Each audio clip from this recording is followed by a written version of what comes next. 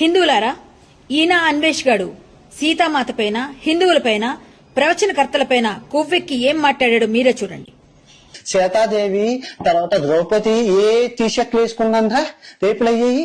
2024లో 30,000 రేపులు అయ్యాయి అఫీషియల్ గా పోలీసు లెక్కల ప్రకారం.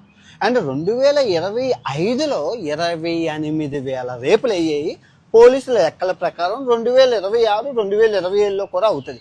ఎవరు చేస్తున్నారు? ఈ హిందువులు.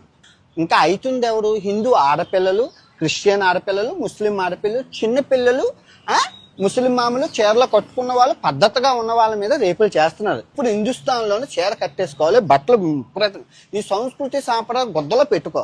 అమ్మాయి విషయంలో కాదు, స్త్రీకి నచ్చినట్లు స్త్రీ బతకాలి. గరికపాటి నరసింహారావు గారికి మీకు మూడు వస్తుంది, ఎందుకంటే ఉప్పు కారం తింటున్నారు కాబట్టి. 65 సంవత్సరాల్లో రూపాయి బ్లేడ్ పెట్టుకుని కట్ చేసేస్తా. శివాజీ నీకు కూడా ప్రాబ్లం ఇక్కడ అమ్మాయిలు. నాకైతే ప్రాబ్లం లేదు.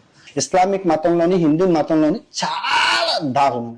ఒక్క క్రిస్టియన్ మతంలోనే ఆడదానికి స్వేచ్ఛ. అరే బీచ్ల్లోని అమ్మాయిలు అందరూ హ్యాపీగా లేరు, గాలి తగలాలయ్యా. బీహార్ లో మన అమ్మ గోమాత కడుపుతో ఉన్న గోమాతని 8 మంది మన హిందువులు బలాత్కారం చేశారు, రేప్ చేశారండి. బలాత్కారం చేశారు కడుపుతో ఉన్న గోమాతని. మన మా అమ్మరా. ఇంకో విషయం ఏంటంటే, కడుపుతో ఉన్న మేకని ఢిల్లీలోని 6 మంది అబ్బాయిలు రేప్ చేశారు. అది కూడా మన హిందువులే. మన పోనీ ఆవేత మన అమ్మ. మేకను ఏం చేద్దాం?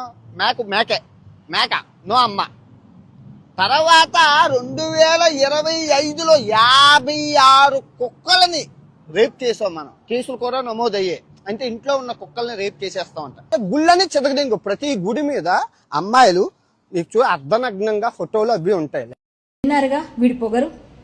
మీలో హిందూ రక్తం ప్రవహిస్తూ ఉంటే, మీలో చీము నెత్తురు ఉందనిపిస్తే వెంటనే వెళ్లి ఈ నా అన్వేష్ గాడి ఛానల్ ని అన్సబ్స్క్రైబ్ చేయండి. ఇది మనం చేయాల్సిన మొదటి కర్తవ్యం. వీడిపైన పంజగుట్ట పోలీస్ స్టేషన్ లో కేసు పెట్టడం జరిగింది. వీడు సప్త సముద్రాల అవతల దాక్కున్నా సరే భారత్ తీసుకొచ్చి చెర్లపల్లి జైల్లో చిప్పకూడి తినిపిస్తా. జై శ్రీరామ్.